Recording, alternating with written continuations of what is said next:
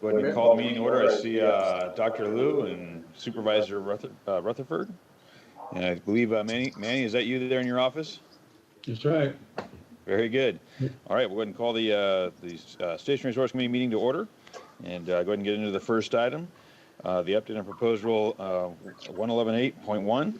And Michael, go ahead. Good morning, I'm back.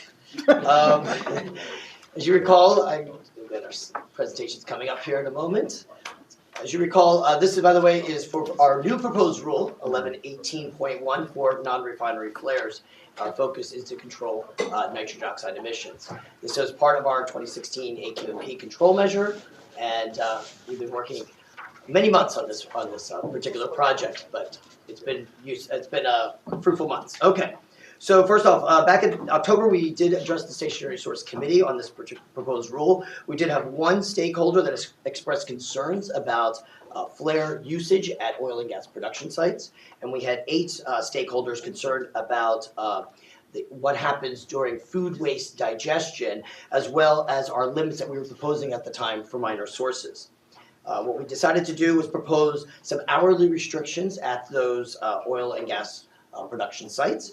And then we also proposed some higher NOx emissions for minor sources in the area of digester gas flaring. We did have a second hearing on November 2nd, and we did have 2 stakeholders commenting that they did not like the proposed hourly restrictions on oil and gas production, but was willing to sit down and have a conversation about our interest in putting some limits on those new oil and gas production flares. So we've been working with that industry. We did set the hearing for in December for a January board meeting.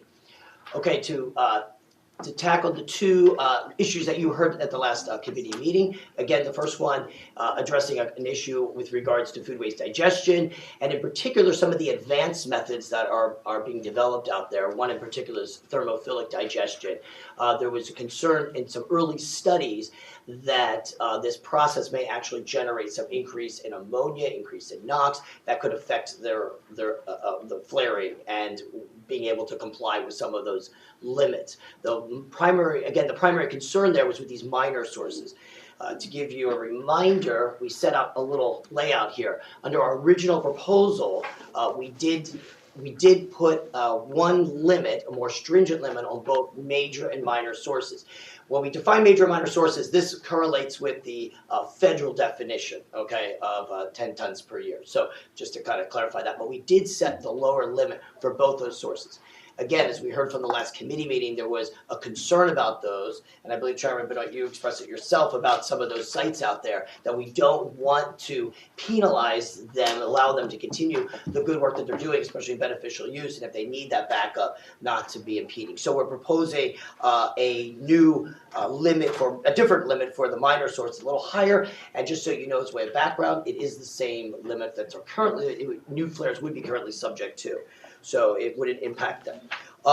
And we also decided to because we can't really address this issue with the advanced digestion yet because more work and studies need to be done. We're putting some wording in the resolution language that we'll sit down with various state agencies and the industry to learn more about that and the potential impacts from, in particular, like this thermophilic digestion. So you'll be seeing that in the board package. On the second issue, with regards to usage limits at the oil and gas facilities, in October after the board meeting, we decided to propose a usage limit of about 800 hours per year on these new flares.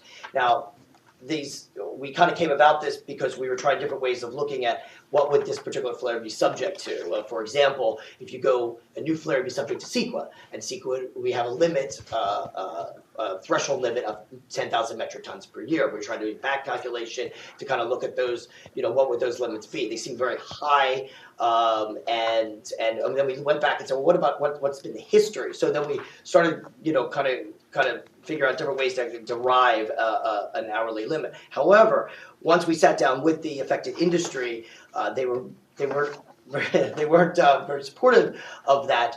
But one thing I do have to say, they did understand the directive and the interest in looking at ways that we could limit some of those new flares at that industry. And so what we decided to do was, we came up with this proposal. The idea would be that if a facility is coming in either for a new flare or is replacing a flare, we would have limits. And this again would be for produced gas. This would be only for the oil and gas production sites. For someone that was replacing a flare, we would allow them the limit. We would limit them at the activity levels from the previous year that they've been their activity, as well as an allowance for growth. And we went back to the AQMP to look at what the growth percentage is for that particular industry and applied that. For the new facilities, for the new flares, let's say at a new site, we wouldn't have that historical data for them. So we then went ahead and proposing a fixed limit. We have that kind of laid out in this table here. So just by way of background, for existing flares that are out there already at the oil and gas facilities, we are limiting them at a 5% annual capacity threshold. That hasn't changed since the last meeting.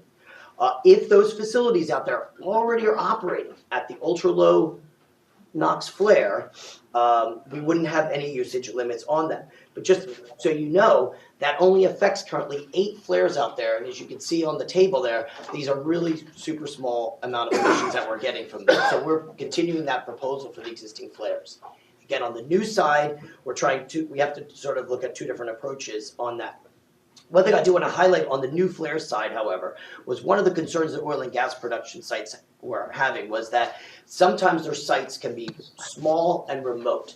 Doing beneficial use can be really challenging for them because they don't have, let's say, hookups to gas lines or the ability to, even if they did want to, do some kind of conversion with the gas, not having a nearby customer or something to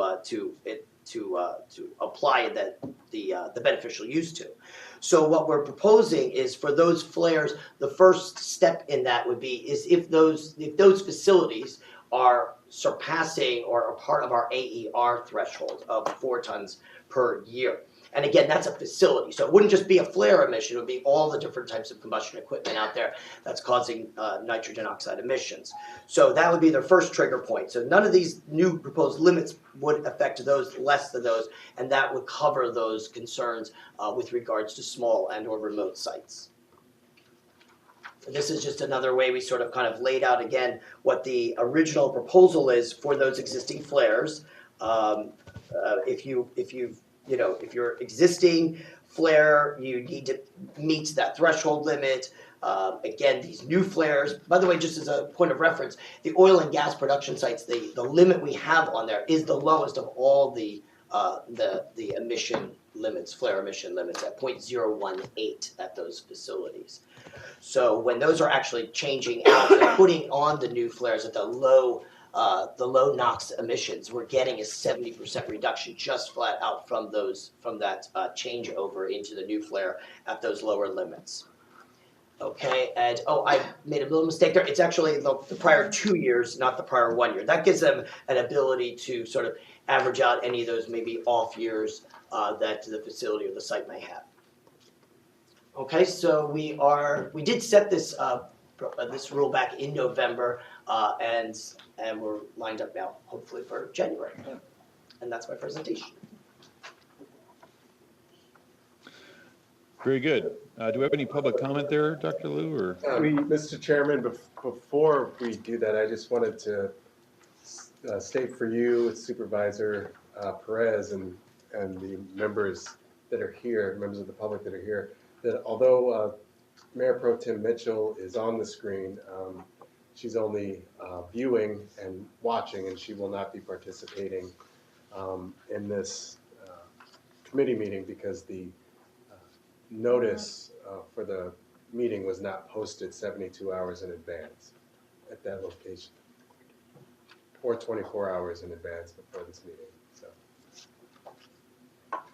So, Mr. Chair, we have 1 support, 1 opposed. Support was on top. Oh, another support came in. Should I just call them out?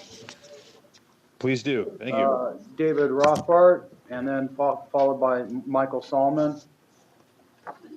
Good morning, I'm David Rothbart. I'm representing the Southern California Alliance of Publicly Owned Treatment Works, and I want to thank staff, Mike, Heather, and Steve for working with us. We really appreciate their help in working and resolving all of the issues. So everything with the rule we are supportive on, we support the rule. And I did want to highlight the board resolution is very important to my members in that the limits in the rule are referring to backed. And as we start taking food waste diverted from landfills, according to SB 1383, we want to make sure as that dynamic changes, the amount of food coming into digesters may change the composition of gas, that we make sure backed is achievable moving forward. So that's the importance of the resolution that will be before you, and we support what's written up in that resolution. If you have any questions about any of the history or what's going on with food waste to digesters, please let me know and be happy to work with you and talk to you as well. Thank you very much. Okay, thank you for the comment. Michael, then followed by Ivan Tether.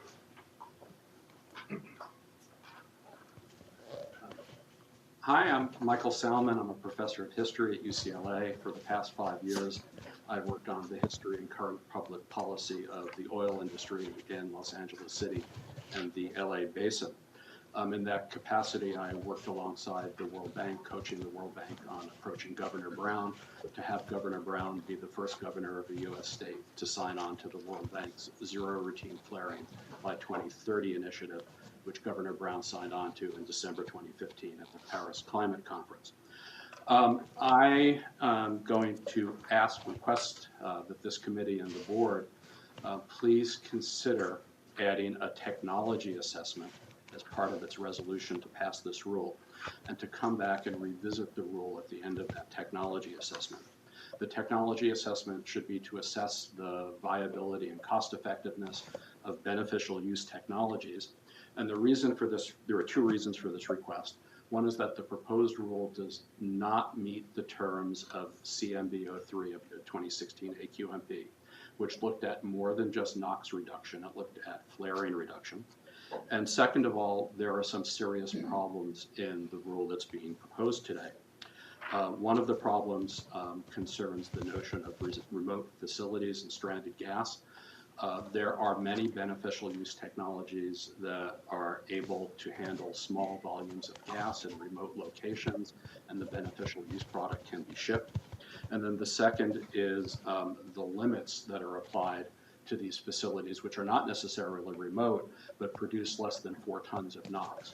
If a facility produces less than 4 tons of NOx, and we assume, to simplify matters, that the NOx is only coming from a flare, if it's coming from a flare that emits at 0.06 pounds per million BTU, that's 365,000 cubic feet of gas per day. And if it's a 0.018 flare, that's 1,200,000 cubic feet of gas per day. 365,000 cubic feet of gas per day is enough to produce electricity for about 600 or 700 homes. It could also produce approximately 40 to 50 barrels of zero sulfur synthetic crude. It could produce hydrogen. There are many other potential uses for this gas.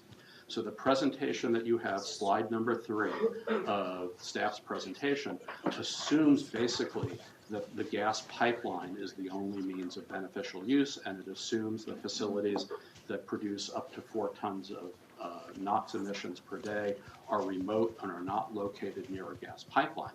The problem is there are all kinds of other beneficial use technologies, and an assessment of those technologies should be required before this rule becomes permanent. So I'm asking, in the spirit of compromise, to write in a technology assessment and revisit the rule in 2 to 3 years. Okay, thank you for your comment. Ivan? Thank you.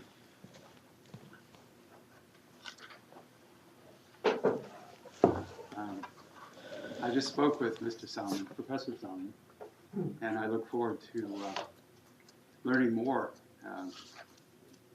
about beneficial use technologies. My sense of it is that they're not as available as he suggests, but basically I'd like to make 2 points quickly. One is, and I represent the California Independent Petroleum Association. Our members don't want to burn up valuable product. They would much prefer beneficial use. But we request that the district, working with the Air Resources Board, work with us to encourage the California Public Utilities Commission to create more opportunities for beneficial use. And this would carry out the government side of the World Bank Zero Routine Flaring Initiative, zero routine flaring by 2030. Governments that endorse the initiative will provide a legal, regulatory, investment, and operating environment that is conducive to upstream investments and to the development of viable markets for utilization of the gas and the infrastructure necessary to deliver the gas to these markets. This will provide companies the confidence and incentive as a basis for investing in flare elimination solutions. So in some ways, we're on the same page, but exactly how we can get there, particularly for certain smaller facilities that don't generate 1 million standard cubic feet of gas per day, or don't create enough electricity for it to get on the grid. We need help. Secondly, though, the curtailment of complying backed equipment by rule seems unusual, and we believe it's inappropriate. I've been researching this. I don't have all the answers, but I have not found any express authority for the district to do this. Operational limits often come up in the permitting process. We discuss them. We work out something that works out for the facility. Sometimes we go to the hearing board. So removing operational limits, which I know is a big step beyond what's being considered. And also, we very much appreciate staff's work on this rule. But that would be less likely to be held something beyond the limits of the district's authority, and also less likely to be held a regulatory taking requiring compensation under the Fifth Amendment of the U.S. Constitution. Thank you. Any questions? Thank you very much. Mr. Chair, that's it in terms of public comment. Staff may want to respond to some of those. Yes, staff would respond. Sorry, I was on mute. No worries. So a couple points here. First off, beneficial use projects do exist, and in all these sectors that are being impacted by this rule, and that's currently the way it is. We're really trying to target those that aren't. And one thing you want to remember is that this rule does not restrict anybody from taking advantage of doing a beneficial use project. So I don't think it's not in concert with the control measure. We provide those conduits. As a matter of fact, because of those capacity thresholds, that is really what's going to be driving those folks in trying to get those existing flares down to the threshold. Beneficial use is a viable option for them to get there. They're going to have to make a business decision. Do you want to switch out to a new flare at a lower NOx emission limit or do something beneficial? It's going to make some sense for some of them, and we've been seeing it already out there, to go down that beneficial use pathway, because they can either gain money from it, they can gain energy from it. There's all sorts of things, and have those less emissions and still be within their limits of the rule. The other point that I wanted to make was that Michael was talking about the AER limits, the four tons. The example he's providing, however, is the assumption that there's one flare out there is emitting all of those 4 tons. That does, from our inventory numbers, that does not exist. It's not even close to that. So we just don't see that as an example to dispel the first threshold for the new flares at those sites. I could just add that the suggestion for a technology assessment is something that staff is okay with. It was anticipated in the AQMP.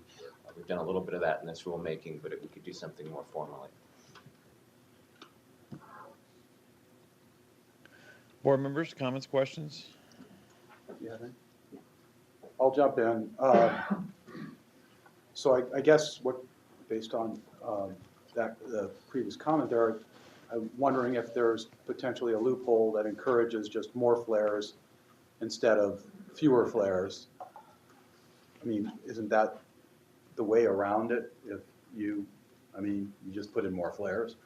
Right. So as a reminder, when you're replacing the flare, they look at the activity of that flare that you're replacing. So there's no change in of that. That's already like an existing setting that then it would allow that replacement, and again capping those at at that limit. But if you decide you want to add, like you're saying, put a string of flares, we are limiting them at a very low standard cubic feet limit on those, Okay. at 45. I'm not sure I understand it completely. Glad to hear that the staff would be willing to take a look at beneficial use technologies. I think, if nothing else, that it doesn't, I agree that it doesn't necessarily have to be part of the rule, but whatever we can do to help people get there, let's do that. And I think that we could probably, it's nice to know that everyone seems to be interested in identifying those. It didn't seem clear to me, like for the digesters, when we raised that minor source emission limit, whether we can compare apples to apples and figure out like what in terms of tons per day it might look like. I would assume it's very small, but can we actually assess that? I mean, can we figure out by raising that limit what the emissions impacts might look like? Right, so what we did, again, that limit that we're applying for the minor sources is the same that if they were coming in new. Right, but we had proposed limit.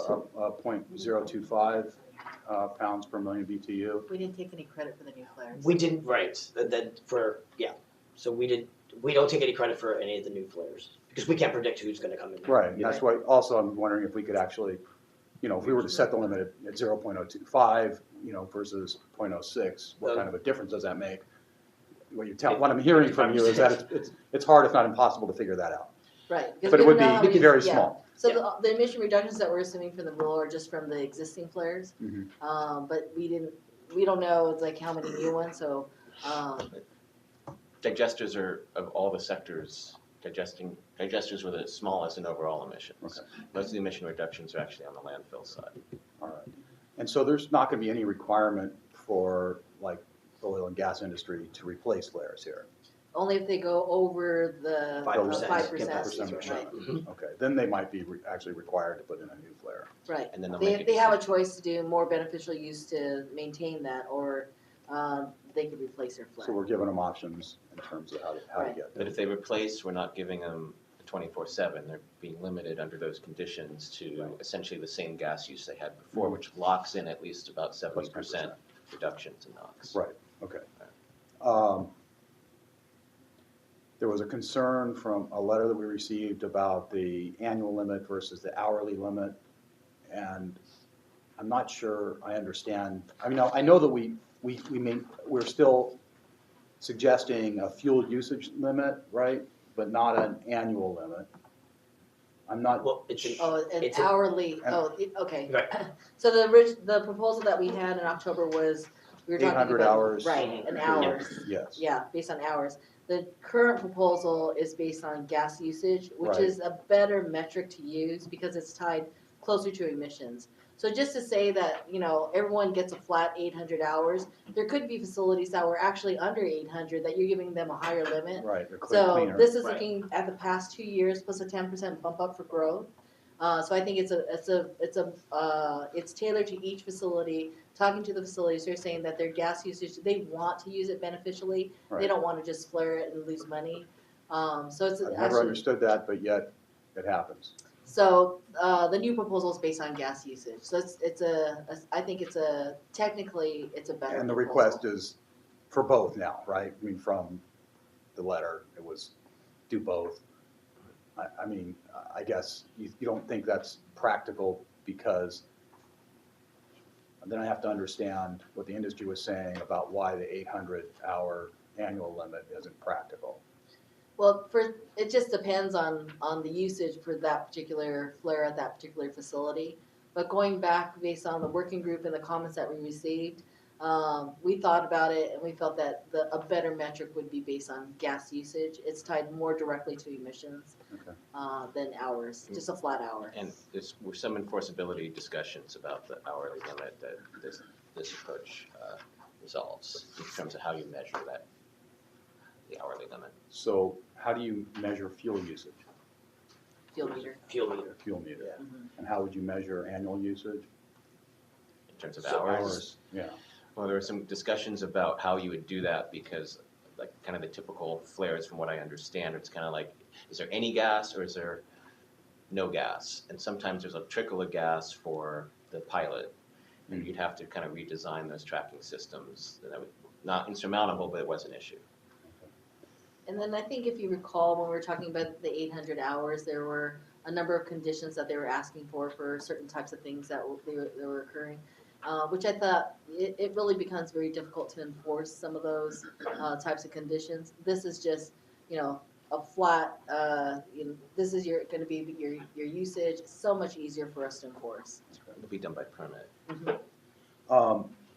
Then there was this question of whether or not we actually have the authority to require back in the permit, in the rule language as opposed to permit language that was raised. Yeah, so the rule establishes an emission limit, and it's not, and the emission limit does for some new flares, for major sources, it's the same as the current back limit. Right. But we're just saying, we're giving you the option, if you go over that threshold for the beneficial use, that you have the option of either replacing your flare or putting in, or maintaining, bringing in more beneficial use options for your facility.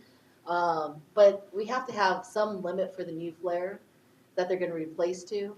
And that limit just coincides with BACT, with the BACT limit. It's And- not to say that we're changing BACT or implementing BACT in BACT another is way. normally established on a case-by-case basis, right? Well, they're. No, yes.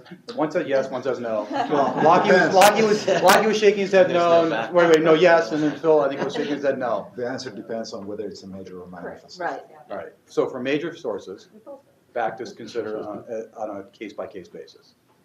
This one's nodding, and that's good. Whatever Barbara says. Right? Yeah, whatever Barbara says, we know that's the rule.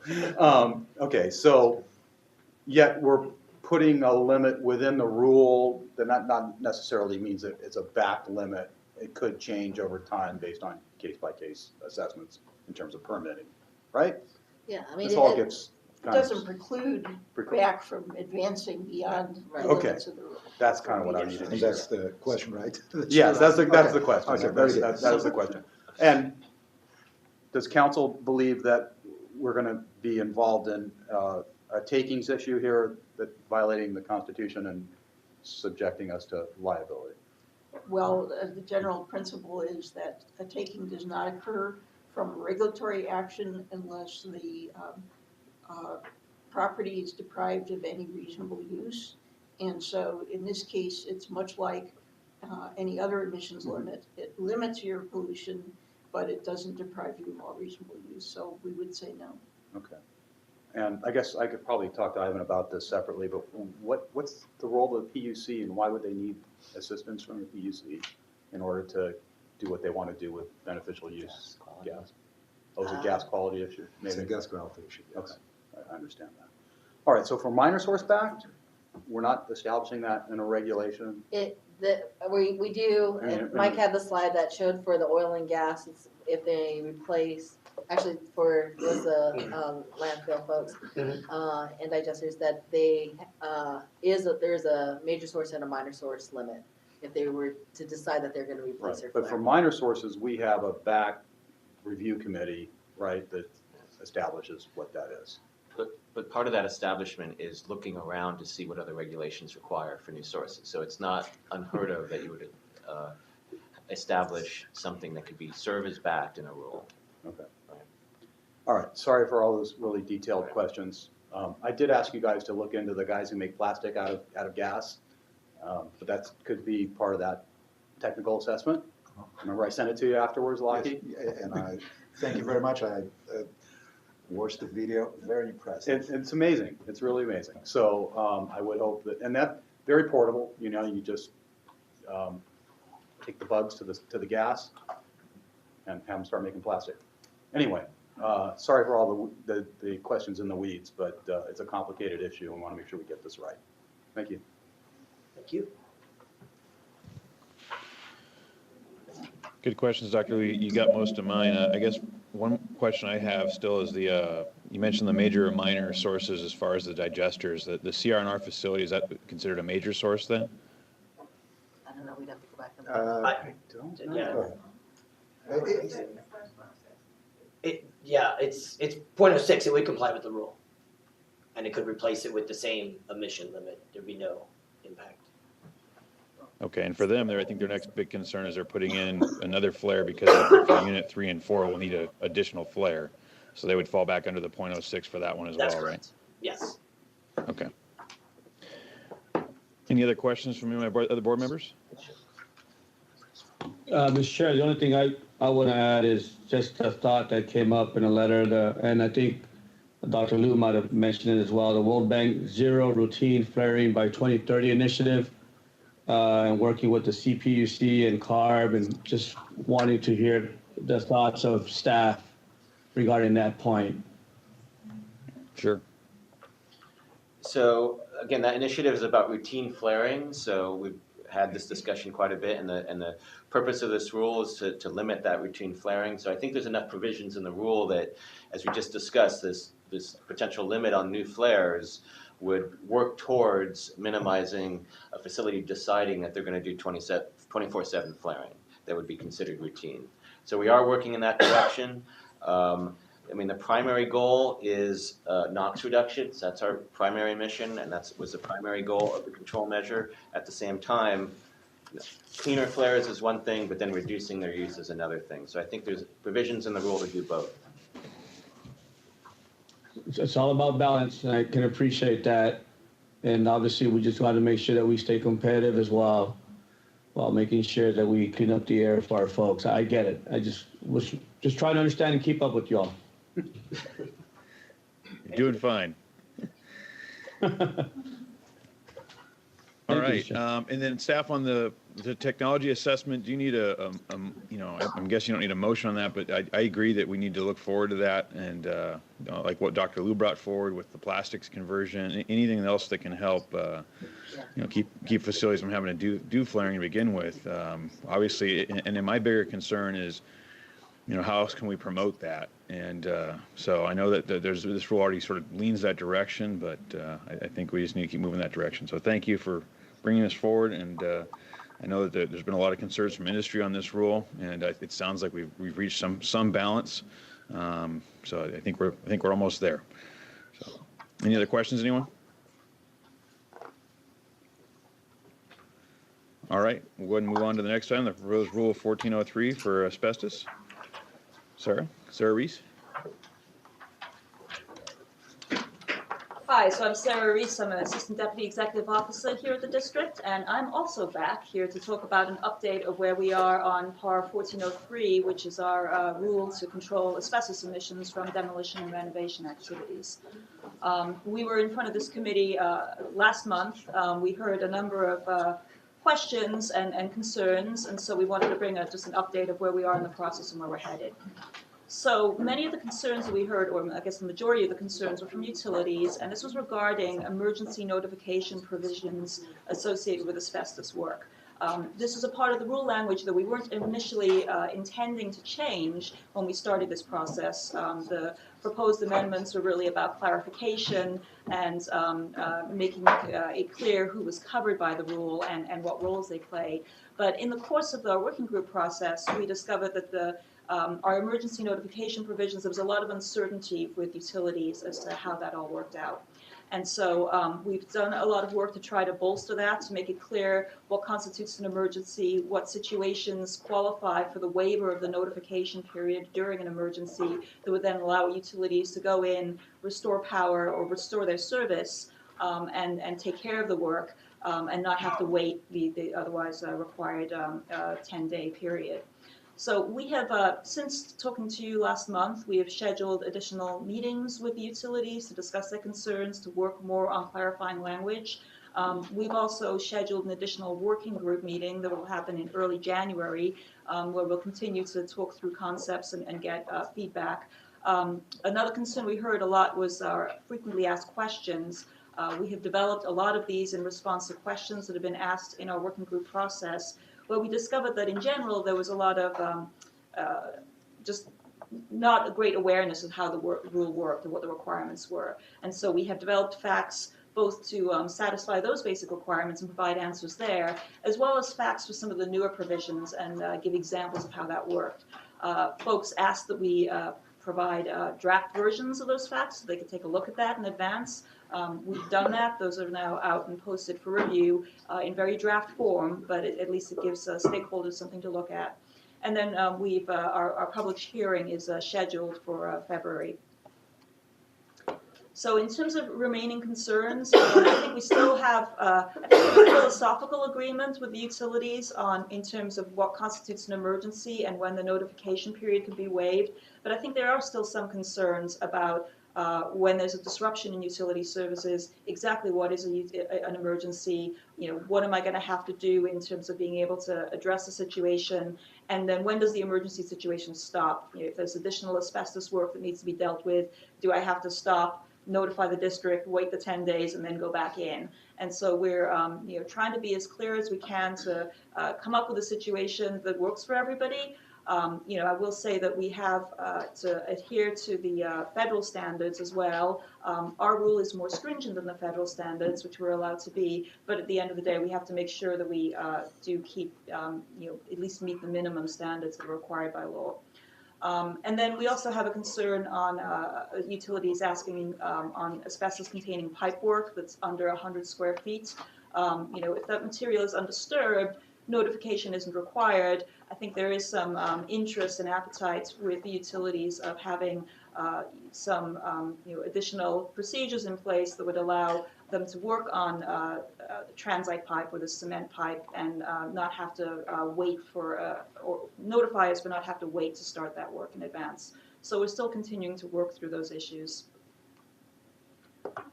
So I mentioned that we've established our frequently asked questions, and we have published those. They're up on our website right now. So again, these are questions that came up in the context of our working group meetings. So we strive to provide clarifying answers, as well as to provide some examples that we think will be helpful for stakeholders. We continue to take input on those. We see those frequently asked questions as a living document. We already had a set of frequently asked questions associated with this rule. These add to that and augment that. But we think that as time goes on and we hear other questions and concerns, or just in general thinking that there's some areas of clarity in the rule that need to be improved, we can add to that and provide that. So in terms of where we are in the process, in our December board meeting, we set hearing for February of 2019. We do have an additional meeting with our utility subgroup on Friday to talk more through their concerns, and then we've scheduled an additional working group meeting in early January. So that is where we are in the process, and I'm happy to answer any questions. Very good. Do you have any public comments on this? We have one. But Cindy, you didn't check either support or oppose, so I guess we'll just have to sit here in suspense and figure that out. Cindy Parsons? Great. Go ahead, Cindy. Hi, Cindy Parsons with Los Angeles Department of Water and Power. We appreciate the ongoing dialogue with staff regarding this rule. This is something that has been there's been a lot of issues discussed, some of which have been resolved, some of which are still unresolved. And I think the crux of the issue for us, again, it has to do with emergency situations. But SCAQMD's policy has been that any type of emergency or a cleanup of asbestos has to be pre-approved. And I think that's really the heart of our issue. Our asbestos workers can mobilize a lot faster than the time it takes to prepare all the paperwork, the emergency letter, document the survey. That takes a fair amount of time. And so that paperwork is standing in between us getting the work done that needs to be done in the event of an emergency. And in some cases, as Sarah mentioned, that they're giving us the go-ahead to just do what we need to do, restore service to customers, but then we have to stop and file the paperwork. And that actually does have some operational impacts. So for example, if it's an underground pipe that you're working on, you've got a hole in the ground. So you've restored service, but you still have a hole in the ground. And if it's in a street, that street is now blocked off and traffic cannot flow, because you have to stop and file your paperwork and wait for SCAQMD to approve it. And so something that we had proposed at the beginning of this discussion was to rely more on a pre-approved plan that could be followed in the event of an emergency, and then do the paperwork as a follow-up report, like a closure report after the job is done. And that's similar to what is done with Rule 1166 for VOC contaminated soil.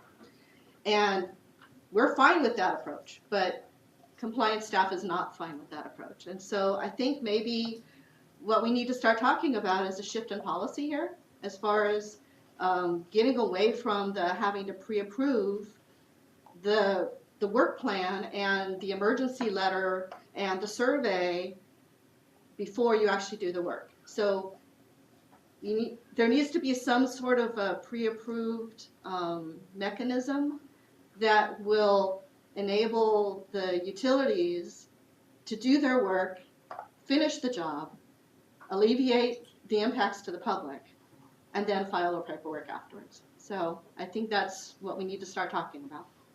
So thanks a lot. Thank you for your comments. So does staff have an answer for some of those questions?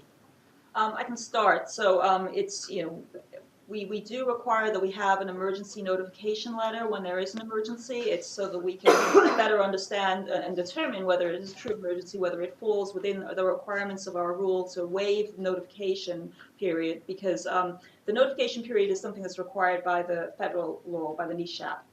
So there's only, you have to qualify as an emergency in order for that to be waived. So that's why we require an emergency notification letter, so that lays out the facts. It also lays out the survey so that we can better understand the scope of the asbestos contamination and the work that needs to be done. If in the event of a true emergency, we don't expect that folks wait to hear back from the district in order to proceed. If there's something that's imminently going to happen, there's an explosion, there's some horrible catastrophic accident, that obviously needs to be addressed, and we're not going to stand in the way of that work being fixed. And we've been working with the utilities to explain that position and work through. But at the same time, we do need to make sure that at some point that paperwork is completed, that we get that information so that we can understand what happened, did it fall under the terms of an emergency, and are we okay with that? Okay. Board member questions? I guess one on that, I guess a couple maybe. I would assume that the utilities really aren't our biggest compliance problem when it comes to asbestos. The construction, demolition folks are the ones we have to really pay attention to, right? I believe that's true. I would defer to compliance, but I believe that's true. So I think, we're kind of here in this classic situation where we all want to do what's best for the public health. Utilities aren't trying to be bad actors here. They're trying to figure out a practical way that keeps our streets open, protects public health, allows them to do what they need to do in these emergency situations. And the exact definition of emergency can get fuzzy at the edges. I understand that. Is it possible to create pre-approval plans for different scenarios, as the commenter was suggesting, so that we can keep the streets open, as the infrastructure deteriorates and pipes burst and things like that happen? Has staff thought about that? So we can, and our current rule actually does provide for pre-approved plans, but they do still require that there's a notification that comes to the district and there's a response back. Having the pre-approval on file allows for staff to respond very quickly because you have a lot of that information in place. I think part of the concern is with these situations, you never exactly know the scope of the asbestos work at play, and so perhaps it's hard to standardize that, but it is something that we're looking at, and we're taking that to heart and still trying to see what we can put together. Okay. I would certainly hate for us to be the ones being blamed for traffic congestion because we couldn't get people out there to confirm that the work was done properly, and so there is some kind of balance here, right? Right, and we've in talking with utilities, wanting to understand, has that happened? Has it happened that there's been, a hole in the road and you've been waiting around for hours for AQMD approval on your emergency procedure? We've not heard specifics that those have been problems. From talking to compliance staff, we frequently turn these around, when they happen, and no matter what time of night or day. So that would be interesting to have information like that. I mean, just what the time lag has been, and also in terms of compliance with the utilities. And I'm making an assumption that they're well aware of the asbestos regulations and they try to comply with them. I'm assuming they don't have stacks of NOVs for this, but if they do, please let me know. Be helpful.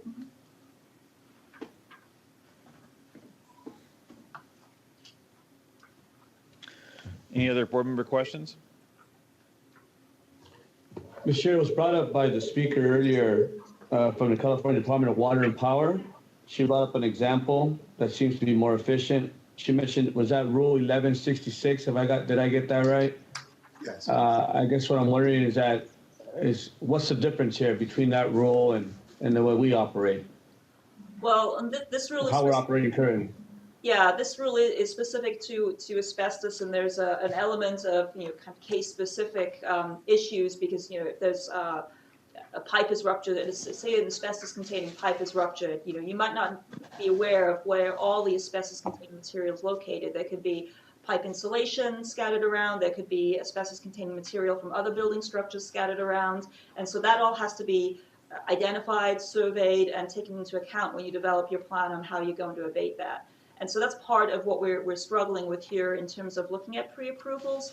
But we have some pre-approved plans on record with certain utilities, which provide some general outlines, and they allow for expedited staff review when we're notified. And so we're then able to turn those around a lot faster and a lot more efficiently.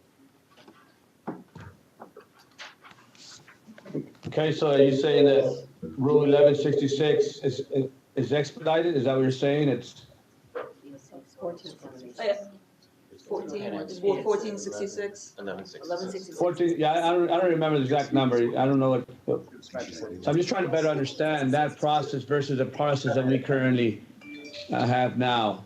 Yeah, I'm not familiar with the specifics of that rule, but it sounds like it's a rule for to clean up VOC contamination. Yeah, 1166 is for VOC contamination, but I think maybe you might be referencing 1466, which is, there is a notification requirement in 1466, which is soil containing toxic air contaminants.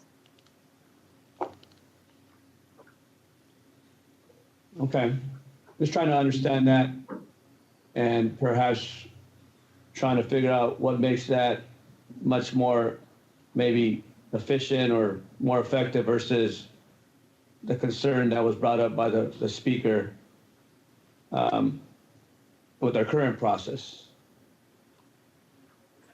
So Supervisor, maybe that's just, yeah.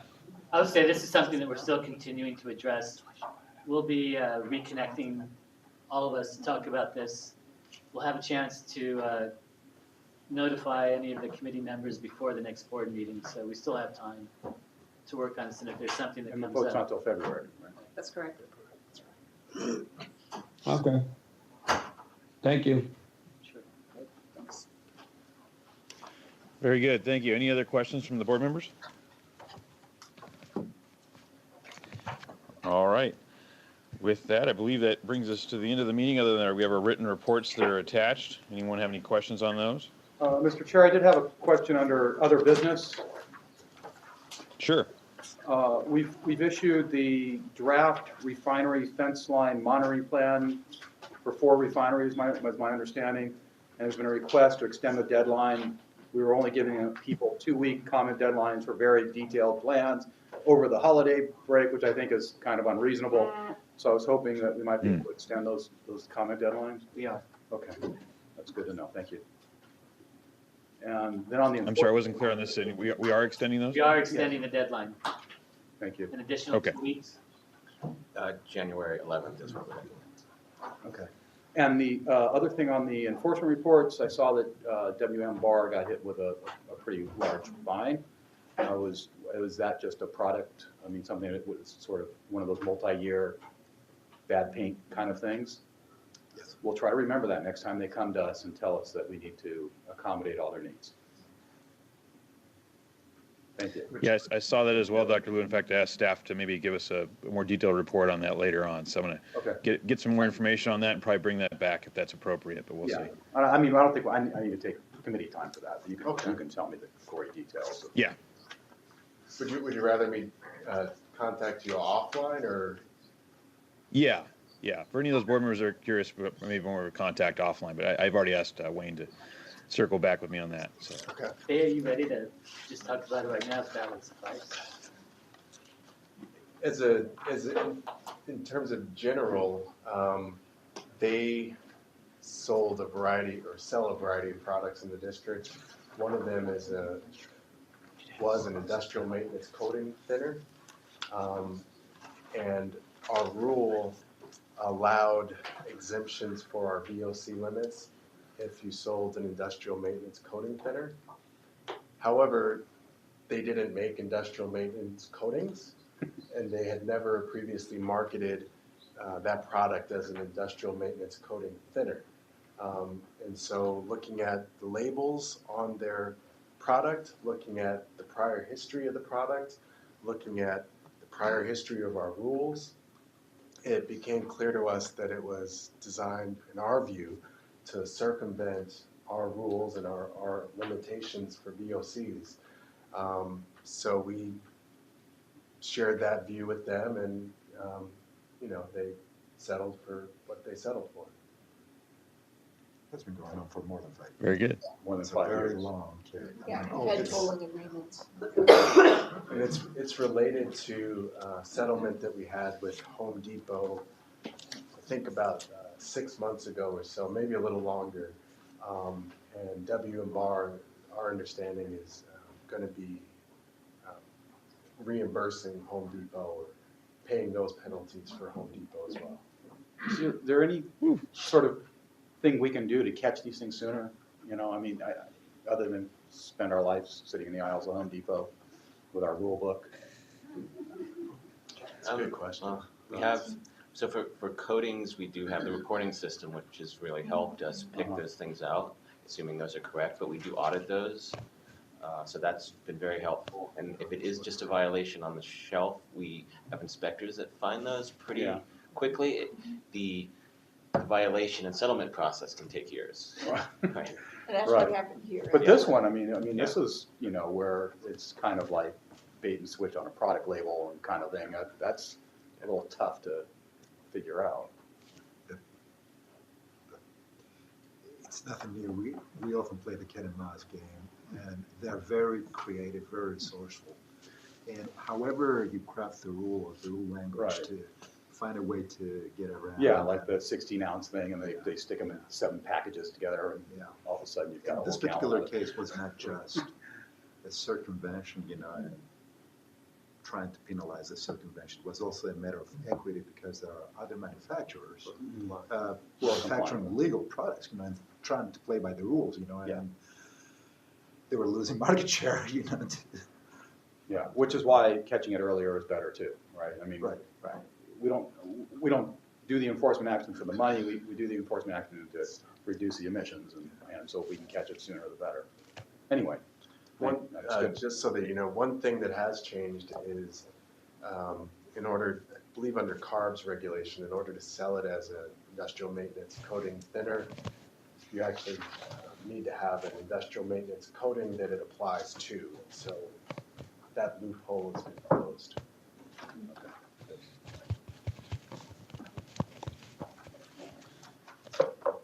Very good. All right. Any other questions for other business? If not, do we have any public comment cards for general public comment? No. All right. With that, we will adjourn to our next meeting, January 18th. Thank you all, and have a very good holiday season. Thank you.